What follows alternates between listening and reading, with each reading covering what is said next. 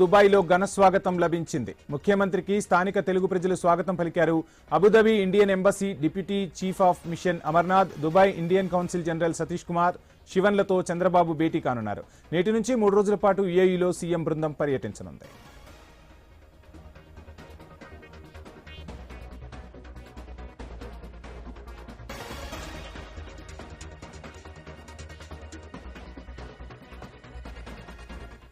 AP CM చంద్రబాబుకు దుబాయ్లో ఘన స్వాగతం లభించింది. ముఖ్యమంత్రికి స్థానిక తెలుగు ప్రజలు స్వాగతం పలికారు. Abu Dhabi Indian embassy deputy chief of mission Amarnath, Dubai Indian council general Satish Kumar శివన్లతో చంద్రబాబు భేటీ కానున్నారు.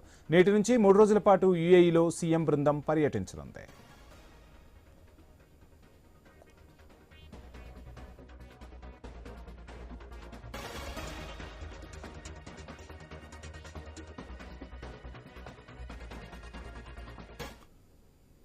ఆంధ్రప్రదేశ్లో హైస్కూల్ స్థాయి